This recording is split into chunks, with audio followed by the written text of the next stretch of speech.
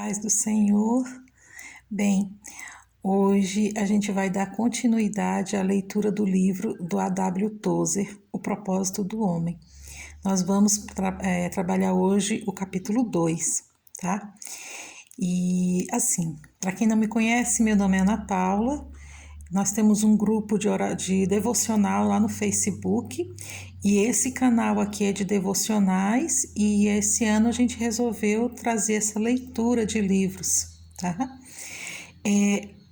Vocês estão vendo que ele é bem artesanal, né? Não é nada profissional, porque o objetivo aqui é levar a palavra de Deus para quem ainda está no início. Na verdade, todos nós precisamos nos aprofundar na palavra de Deus, né?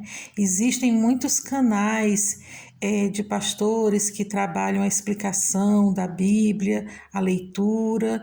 Nós temos o Cid Moreira, que tem toda a Bíblia, né, para você só escutar. Mas o nosso propósito aqui é diferente. O nosso propósito é trazer a leitura de livros que poucas pessoas conhecem e devocionais. Esse é o nosso objetivo, né? Ter essa maior intimidade com Deus. Então vocês não vão encontrar aqui nenhuma youtuber, né, famosa, e não vai ser uma voz linda e maravilhosa de locutor, mas é o que eu posso fazer para evangelizar. Pouco que eu posso fazer. Então fica comigo aqui, dá um joinha, compartilhe esse vídeo com outras pessoas. Tem muitas pessoas que infelizmente têm deficiência visual, não têm acesso a esse tipo de leitura. Tem muitos idosos que já não também conseguem estar lendo, né? Tem muita gente que não tem tempo nem costume, né, de ler. Então a gente aproveita e escuta, né? Tá bom? Então vamos lá. E hoje vai estar mais artesanal ainda, porque o meu tripé quebrou, mas eu vou trabalhar então com vocês essa leitura, ok? Muito obrigada por você estar aqui participando. Vamos lá. Desculpa qualquer coisa, gente, mas vamos começar então. Em busca da identidade perdida do homem, é o capítulo 2 do livro do A.W. Tozer. Tu és digno, Senhor e Deus nosso, de receber a glória, a honra e o poder, porque todas as coisas tu criaste. Sim, por causa da tua vontade vieram a existir e foram criadas. Apocalipse 4:11. O ministério cristão baseia-se na hipótese de que existem pessoas sérias que desejam saber quem são, porque estão aqui e para onde estão indo.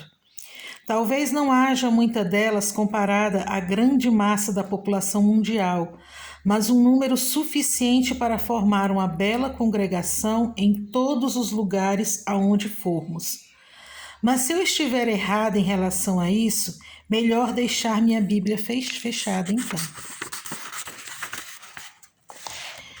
Cheio de todo o coração que há pessoas sérias que desejam encontrar resposta para a seguinte pergunta: qual o meu propósito de vida? No entanto, a resposta errada que a maioria recebe as tem afastado cada vez mais do conhecimento de Deus. Essa resposta tem sido dada por todas as religiões e filosofias do mundo, artifício que é um claro e bem-sucedido truque do diabo. Várias pessoas tentam conseguir respostas para essa questão, mas em vez de ajudar, elas têm levado muitos indivíduos a ficarem mais perdidos ainda. Analisarei várias dessas respostas agora e mostrarei como são vazias e fúteis. Que o Senhor possa livrar-nos dessa grande tolice. Alguns insistem que nosso propósito principal é trabalhar. Em nenhum outro lugar, desde os dias de Adão e Eva, esse conceito foi mais enfatizado do que da América do Norte. Não que gostemos muito de trabalhar, mas porque primamos por valorizar o trabalho por causa da sua importância. No entanto, você já parou para pensar no que é o trabalho? Explicarei isso de uma forma bem simples.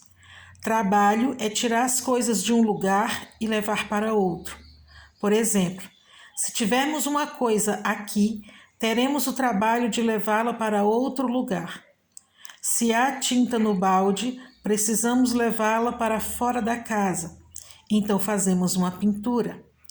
Existe algo no armário que você tem de levar para a panela e depois colocá-la no prato. Isso se chama cozinhar.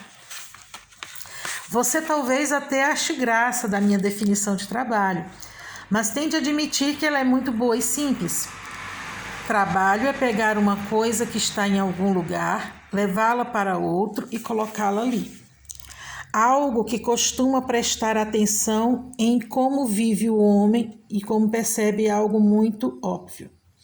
O fruto do seu trabalho sempre dura pouco, pois seu propósito não é mantê-lo por longo tempo. O fazendeiro pega a semente em seu celeiro e a leva para ser plantada no campo.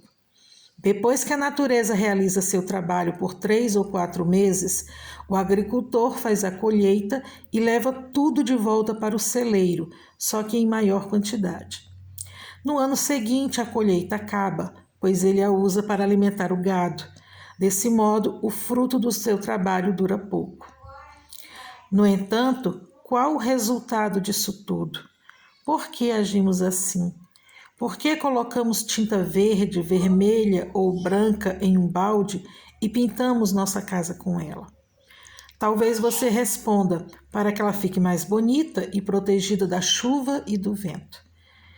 Isso é muito bom, só que até hoje nunca houve uma casa que fosse construída e não se deteriorasse, ficasse velha ou depois fosse ocupada por outro morador. Ninguém pode me convencer de que fui criado para trabalhar como um animal de carga, sem ter perspectiva para o futuro ou esperar receber algo por isso. O homem gosta do que faz, trabalha a vida toda e se aposenta. Mas depois de se aposentar, ele morrerá e perderá todo o seu propósito na vida, constatando que o resultado do seu trabalho foi pura futilidade.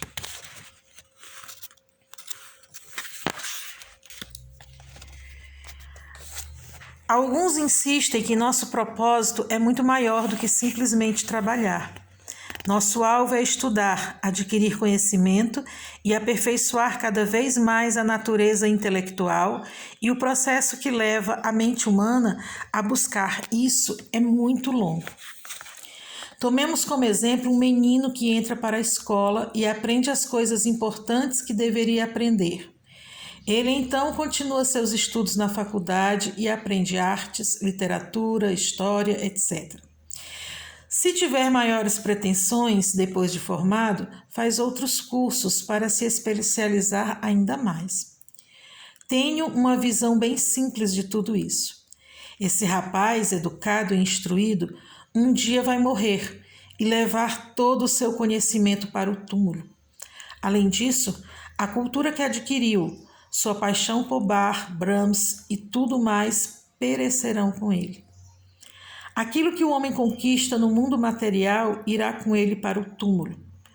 Ele pode ter 40 diplomas e todas as suas graduações descritas em sua lápide, mas não poderá ver nada disso, pois estará morto.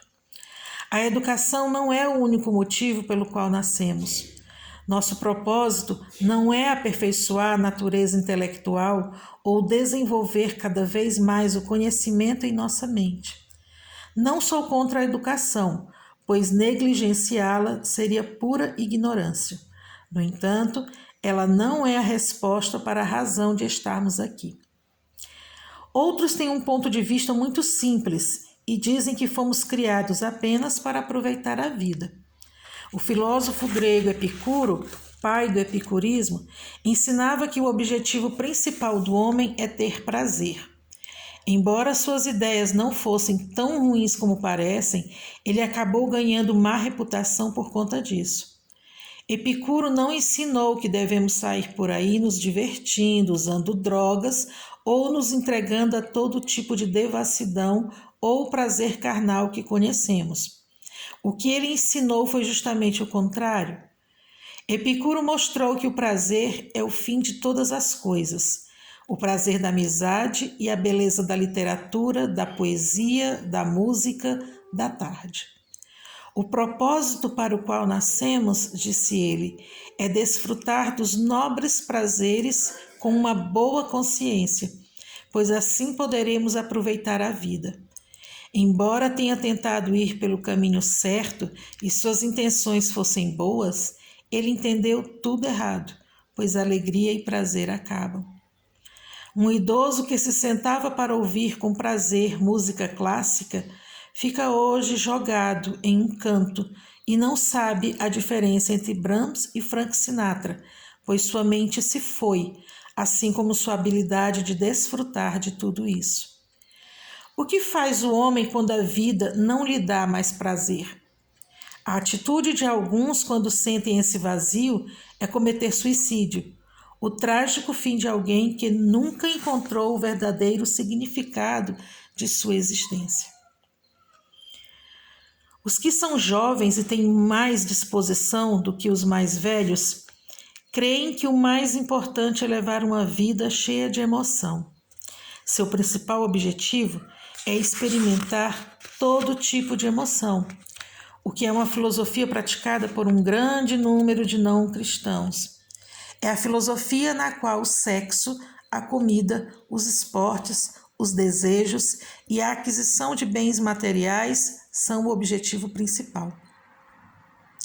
Os que dedicarem seu tempo à busca do prazer e fizerem disso sua prioridade, sofrerão uma dessas duas consequências. Ficarão esgotados fisicamente ou perderão a capacidade mental, até que não possam ter mais nenhuma emoção. Nada é mais tolo do que um homem velho que não tem mais nenhuma emoção em sua vida. Um indivíduo chato, cansado, derrotado e acabado, que passou a vida inteira buscando emoções carnais a todo custo e onde podia encontrar, mas que agora é um idoso cansado e desanimado para tudo. Nada mais lhe dá emoção, e tentar animá-lo é o mesmo que enfiar um prego de gelo em uma perna de madeira. Não há nenhuma resposta da parte dele, nenhuma reação, nenhum sentimento, não há vida. Se a vida se resume a isso, eu acho que Deus cometeu um grande erro ao criar este mundo. E se isso é tudo, quero levar minhas mãos ao rosto, clamar ao Deus Todo-Poderoso, reclamar com Ele e dizer: por que tu me criaste então? A boa notícia é que tudo o que vimos anteriormente não é a razão da nossa vida. Agora, entretanto, vou levá-lo às Escrituras, não à filosofia de um homem, mas ao que Deus declara a respeito do nosso propósito, pois a palavra nos proporciona muitos ensinamentos sobre esse assunto. A Bíblia nos ensina que Deus criou todas as coisas para o seu prazer. Tu és digno, Senhor, e Deus nosso, de receber a glória, a honra e o poder, porque todas as coisas tu criaste, sim, por causa da tua vontade vieram a existir e foram criadas. Apocalipse 4:11. Foi um dia maravilhoso no céu quando Deus decidiu criar o homem, e houve uma grande comemoração quando as estrelas da manhã juntas alegremente cantavam e rejubilavam todos os filhos de Deus. Vemos aqui os exércitos celestiais celebrando quando o Senhor criou os céus e a terra, e mais especificamente o homem para adorá-lo. Aprendemos isto ao longo de toda a Bíblia. O Altíssimo criou o homem para glorificá-lo. O homem é o ser mais amado por Deus, o alvo do seu afeto. Porém, muitos ímpios negam isso. Apesar da opinião desse homem, toda a minha vida está fundamentada na crença que Deus criou o homem com um propósito único, especial e divino. Não dou a mínima para o quanto um homem é brilhante, pois de modo algum ele pode tirar a convicção que há em meu coração. tentar destruir aquilo em que creio ou as doutrinas em que baseio minha fé é o mesmo que atirar amendoim torrado contra um prédio de 10 andares para derrubá-lo. Um pai sempre quer ver como é seu filho assim que esse nasce. Alguns não querem admitir isso, mas todo pai sempre olha para o rostinho da criança ao nascer para ver se é parecido com ele. Queremos que tudo se pareça conosco, e quando algo não nasce de nós, queremos que tudo pareça conosco, e quando algo não nasce de nós, tentamos sempre criar algo novo. Assim pintamos quadros, compomos músicas e fazemos algo porque queremos criar. E tudo que criamos é um reflexo da nossa personalidade. No mundo artístico, é fácil distinguir um quadro de Monet de um de Rembrandt, por exemplo, pois cada obra reflete a personalidade do artista que a criou. Deus fez o homem igual a ele, com o intuito de que o ser humano lhe agradasse mais do que as outras criaturas.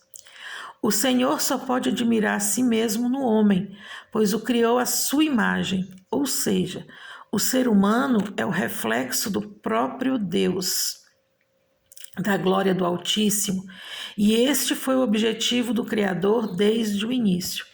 O papel do homem, ao longo de toda a eternidade, é refletir a glória mais sublime de Deus, a fim de que ele possa olhar para o seu espelho chamado homem e ver neste o brilho de sua própria glória. Por intermédio do ser humano, o Altíssimo pode refletir sua glória a toda a criação.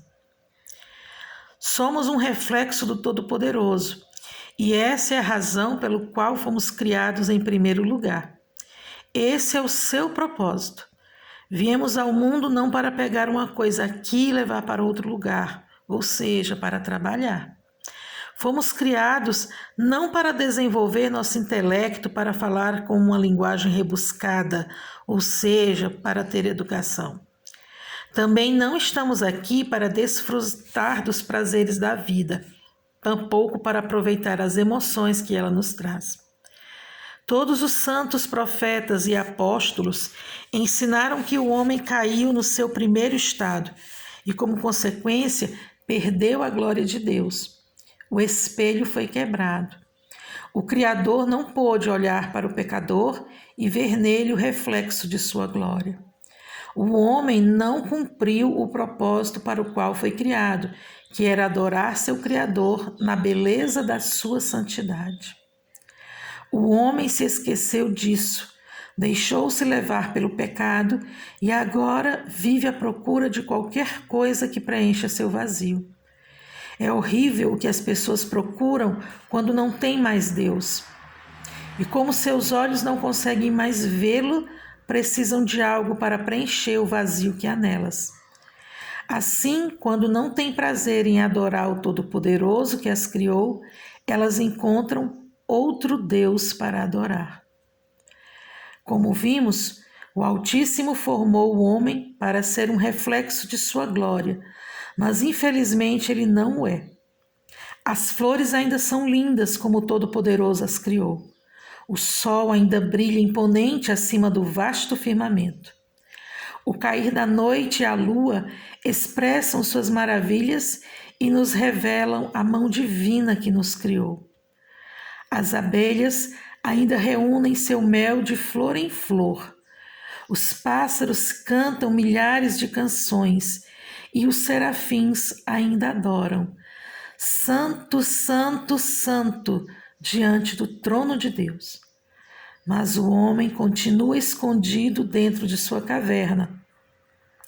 E, diferentemente de toda a criação, foi feito conforme a imagem de Deus, mas tornou-se menos parecido com ele do que qualquer outra criatura.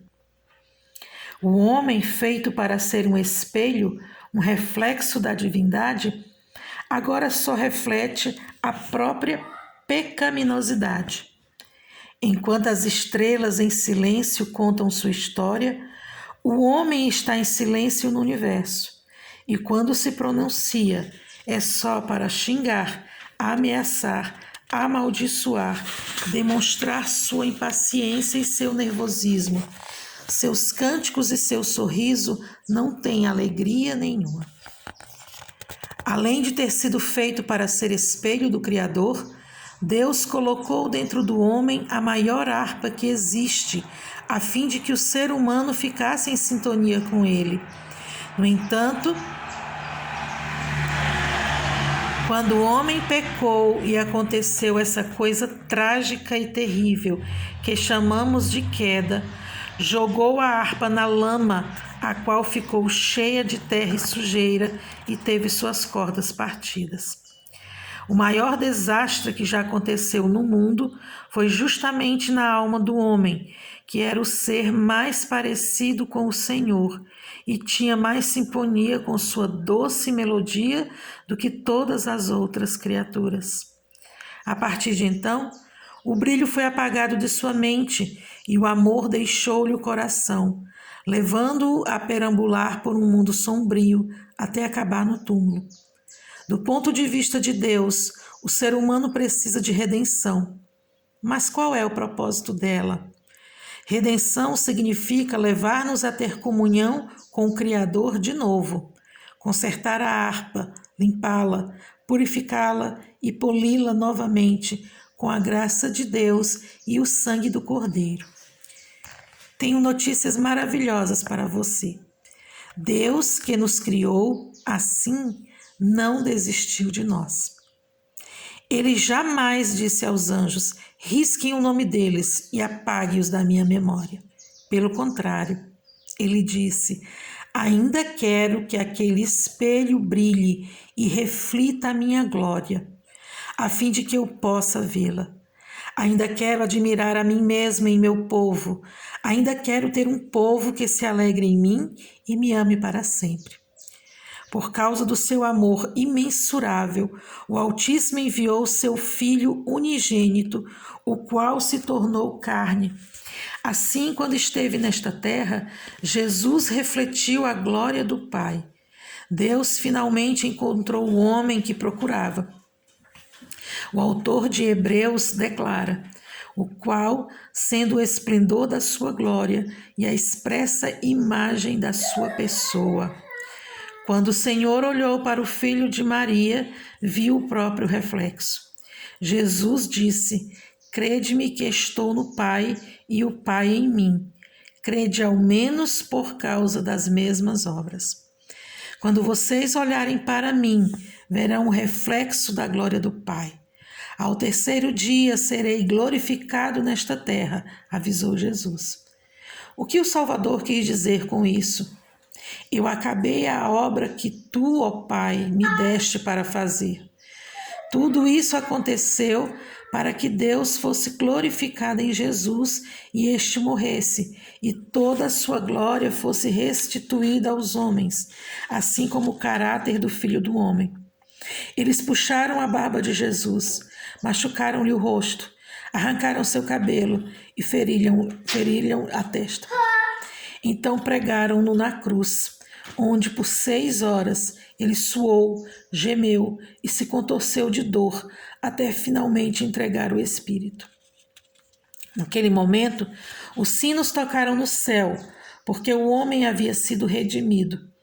Ao terceiro dia, Cristo ressuscitou dos mortos e agora está sentado à destra do Pai Celeste. Dessa forma, Deus agora está ocupado, redimindo seu povo que voltou para ele, cumprindo seu propósito original, a fim de que a humanidade seja o reflexo da sua glória. Tenho de explicar o que é adoração e como essa questão tem sido tratada com insignificância nas igrejas. Em primeiro lugar, a adoração é o motivo para o qual fomos criados e nascemos de novo, o que chamamos de regeneração. A igreja, a Assembleia dos Remidos, só existe para adorar. Todas as congregações cristãs no mundo, ao longo de todas as gerações, só existem para adorar o Criador, acima e antes de tudo, não depois. A adoração a Deus não deve ser relegada ao final do culto, como se fosse algo sem valor, mas tem de estar em primeiro lugar na igreja. E o restante, na melhor das hipóteses, virá depois.